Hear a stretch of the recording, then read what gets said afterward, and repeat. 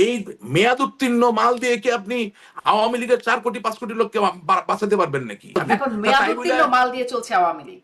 জি চলছে না, কেন না? এটা সত্য কথা। কি হয়েছে? আমার কি আছে হারানোর? আমি তো সত্য কথাই বলছি। ফোন আলাপ যেটি আগে থেকে ভাইরাল ছিল সেটি সত্যতা যাচাই করেছে বিবিসি, যেখানে বলা হচ্ছে যে মারণাস্ত্র ব্যবহারের নির্দেশ দিয়েছেন, দেখলেই সোজা গুলি করার নির্দেশ দিচ্ছেন। এই ভয়েসটি বা এই কথোপকথনটি শেখ হাসিনার বলে একটা সত্যতা যাচাই করছে। তারা মোটামুটিভাবে নিশ্চিত করছে যে এটি আসলে শেখ হাসিনার ভয়েস। কিন্তু আমরা দেখলাম সজীব অজয় জয় তার ফেসবুকে পোস্ট দিয়ে বললেন যেটি 2016 জুলাই 1 জুলাই হলি আর্টিজানের জঙ্গি দমনের ঘটনায় শেখ হাসিনার নির্দেশনা। পরবর্তীতে অবশ্য পোস্টটি সরিয়ে ফেলেছেন।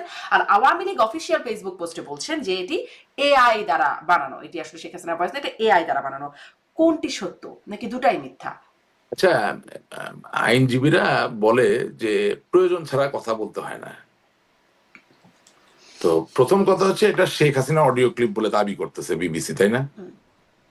তাহলে দুটো জিনিস, একটা হচ্ছে ওনার কণ্ঠ, আরেকটা কি 2024 জুলাই মাসের বক্তব্য। এই দুটা পার্ট না, দুটো অংশ। তো দাবি তো দুটো, একটা হচ্ছে এই কণ্ঠ শেখ হাসিনা, আরেকটা হচ্ছে যে এই বক্তব্য তিনি জুলাই মাসে দিয়েছেন।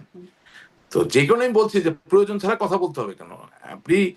আমি যখন নিজেই বলতেছি 2016 সালের এটা রেকর্ডিং, তার মানে আপনি নিজে নিজে বলে দিলেন এটা শেখ হাসিনার কণ্ঠ। আপনি তো 50 ভাগ কাজ আগায় দিলেন। এটা কোন বুদ্ধির কাজ? কে বুদ্ধি দিয়েছে এগুলো করতে? এই পেজটা কে চালায়? আমি বিশ্বাস করি না এটা সজীব অজয় জয় চালায়। I don't believe this. এটা কে চালায়? তারা বাইর করতে হবে এই বদমাইশটাকে। বেটা তোরে দায়িত্ব দিছে কি এটা বলার জন্য যে 2016 সালে নেত্রী বক্তব্য দিছে? তুই কে এটা বলার জন্য? তোর কথা বলতে হবে কেন? এটা হলো 1 নাম্বার। আপনি কি এটাকে কি সোজা কথা মনে করতেছেন? সজীব ওয়াজেদ জয় ভাই তো আমাদের দলের একটা অন্যতম খুব গুরুত্বপূর্ণ মানুষ।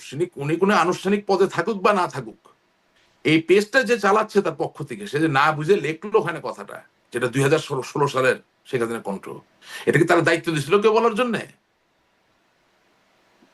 তার মানে ক্লিপটা সত্য এটা বলা মানে? এখন প্রশ্ন আসে এটা জুলাই না 2016 সালে, তা আপনি কাজ আগায় দিলেন কেন? যে আপনার শত্রু তার জন্য কাজ আগিয়ে দিলেন কেন?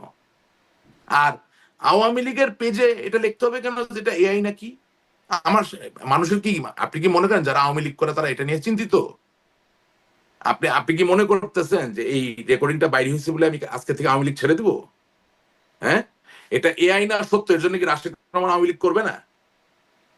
এটা এআই না সত্য এটার জন্য আপনারা হয়তো করবেন, কিন্তু যারা আওয়ামী লীগের অনেক সমর্থক আছে তারা হয়তো সমর্থন বন্ধ করবে বা করবে না। বাংলাদেশে আপনি কি কি দেখছেন?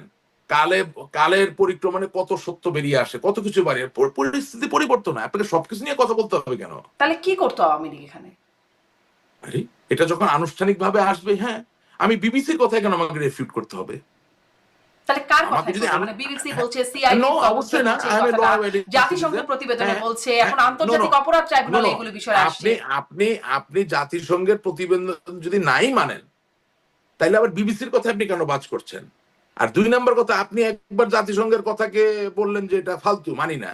তারপরে ওই একই ওই লোকটার নাম কি, ওই যে জাতিসংঘের মানবাধিকার বিষয়ক কমিশনারের নামটা জানি কি, ভুলে গেলাম। আপনার মনে আছে?